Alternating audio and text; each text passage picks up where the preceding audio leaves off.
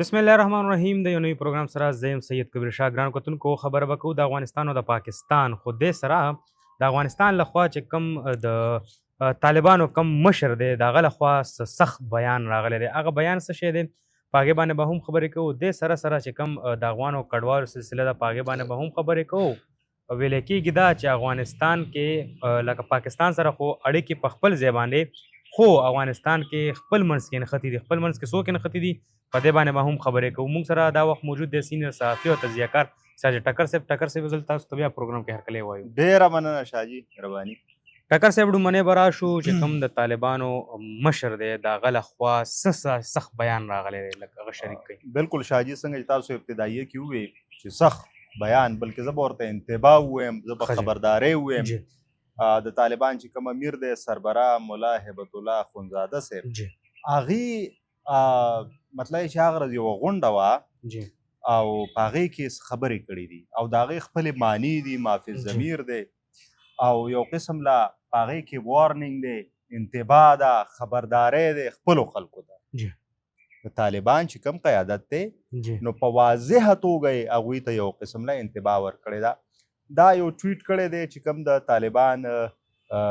رژیم یا د امارت اسلامي نائب ترجمان دی حمدالله فطرت صاحب هغې د هغه بیان تر مخه ملا هیبت الله اخندزاده صاحب یو غونډې ته وینا کولو په هغې کې ویلي دي چې لا حاصل امور د دې نه ډډه وکئ صحیح په دې کې مه پرېوځئ په دې وخت مه خرابوئ دی چاته ویلي دي طالبان قیادت ته ویلي دي صحیح بیا یې ورسره دا خبره کړې ده چې تاسو ته کم امور کم ډیوټیز کم فرایض کم کارونه تفویض شوي دي یعنې سپارل شوي دي نو هغه ترسره کوي صحیح ده دا شوه بلې دا ډېره زیاته مهمه خبره کړې ده چې کمې ذمهوارۍ دي نو هغه لایټ مه اخلئ دا تاسو ته درکړی شوي دي بل دا چې خپل منځ کې اتفاق وکړي او اتحاد وکړي اوس د دې معنی څه ده او په دې حساس وخت کې نزول شانتي پس منظر ته ځکه چې خبره یو عام سړی نه ده کړې بلکې د طالبان چې کوم امیر دی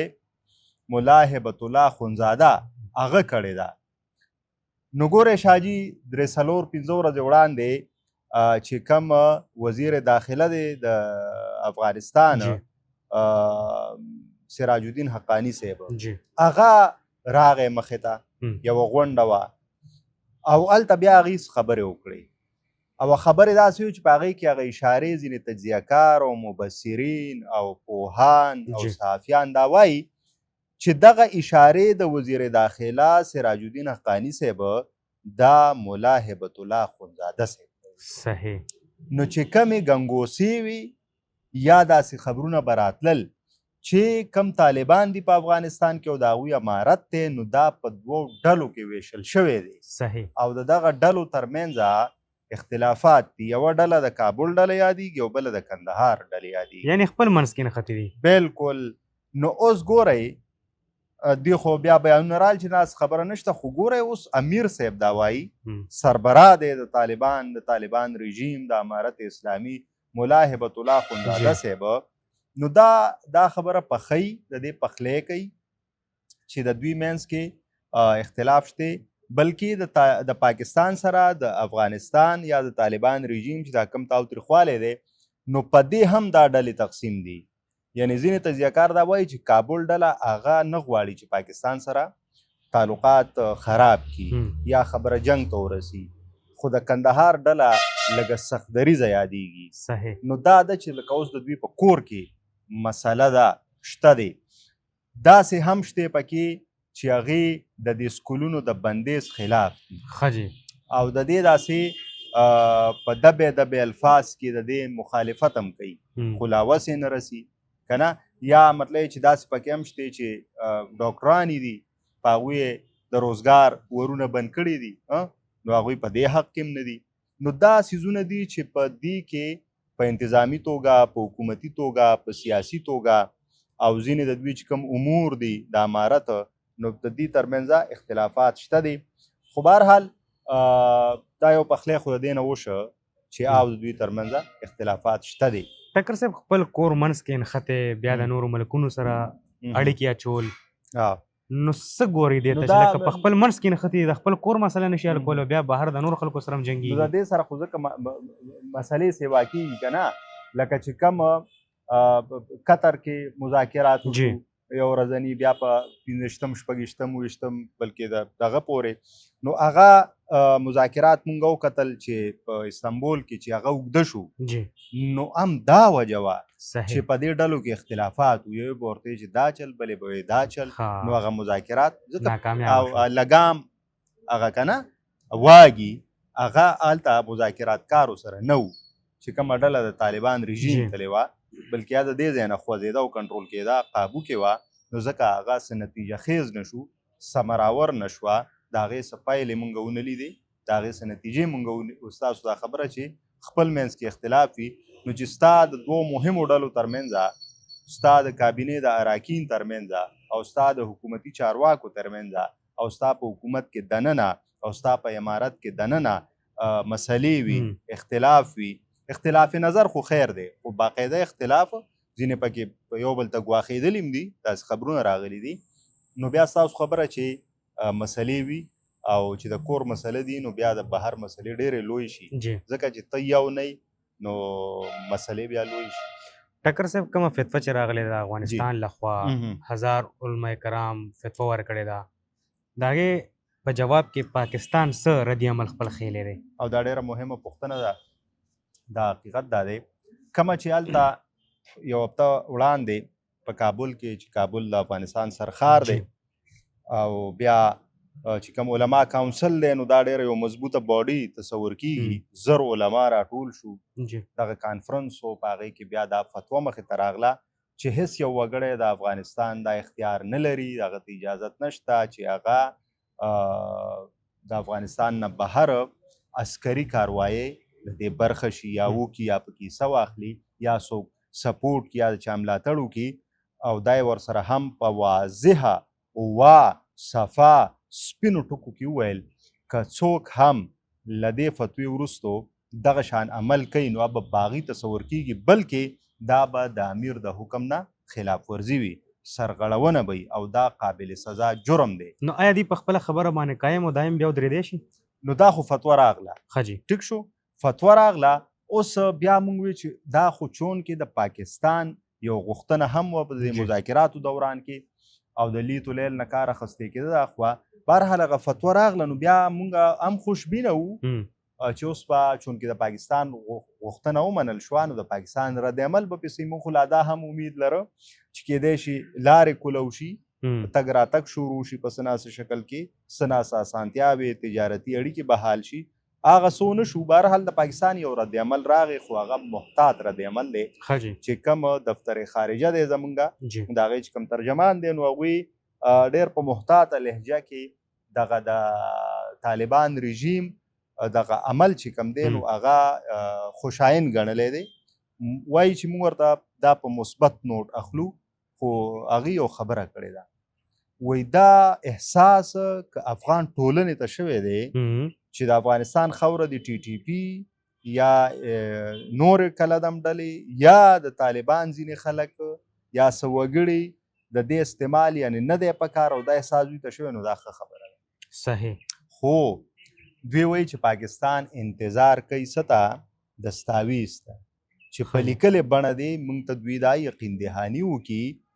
چې د افغانستان خوره به د پاکستان خلاف نه استعمالیږي نو دا اوس هغه یو قسم لا د دې سره بیا موږ اختلاف وینو ډیډلاک غوندې دی ځکه چې هغوی دا وایي طالبان دا نظر لري هلته چې کوم رژیم دی یا امارت د اسلامي دی نو هغوی وایي چې دا خو زموږ په واک کې ده چې مطلب د افغانستان خوره به استعمال نه ورکوو خو د دې نه اخوا موږ ذمهوار نه یو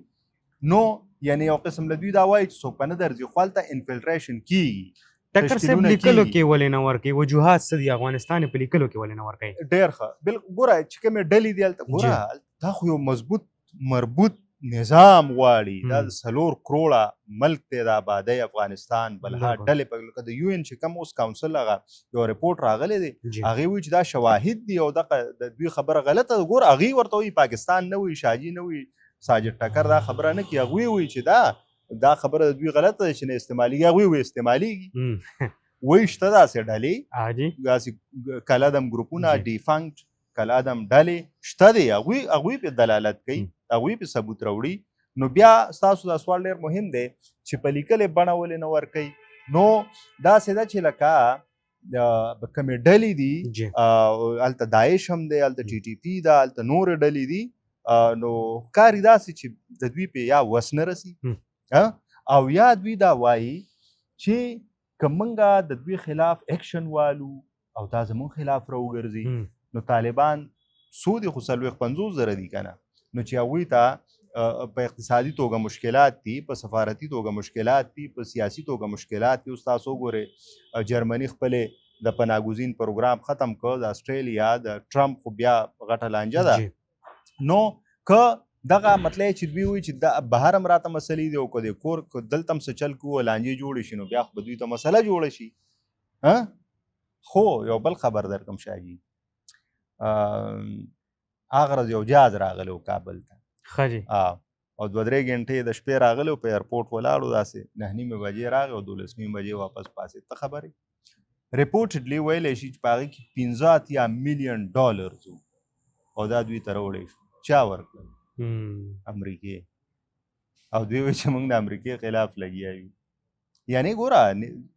دا سیاستونه دي ټکر صاحب امریکې څنګه ورکوي یو خوا په امریکا کې مونږ ګورو چې د هغې د رپورټ د مخه راځي چې افغانیو هغه رالو دلته کې کاروی یو که بل خوا ډالرې ورکوي لګیا دی نو نه پوهېږو چې دا کومه لوبه روانه ده ایگزیکټلی دس از انټرنیشنل گیم د دې لپاره به تاسو ځای دوحا معاهدې ته ښه جي چې هغه معاهده په کومو شرایطو شوې ده او امریکا څه غواړي یعنې دا خلک د چا په خوښه ناست دي یعنې د دوی واګې د چا سره دي ټیک ده لکه ځکه خو زورور هم دي د چا منیم نه که نه ایگزیکټلی هغوی وایي چې په زور هسې هم راغلي وو هلته پیسې ورله ښه مزیدار راځي په دې کې د امریکا هم ککړه ده د دې ځای په تباهۍ کې د امریکا ډېره زیاته ککړه ده هغوی خپل پالیسیز دي که نه خپل عزایم دغه کوي قیمتي عرصې دغه کړل بهرحال تاسو وګورئ چې دوی وایي موږ د امریکې خلاف دا جنګ وکړو 20 کاله تباهي د چا وشوه څوک زیات وژل شو کمې میندې زیاتې بورې شوې کمې پیغلې کونډې شوې کم ځوانان شهیدان شو اخو افغانان دي او د هغې تب دی خوا بیا پښتونخوا ته هم راورسېد چې 1 لاک بېګناه خلک دلته ووژل شو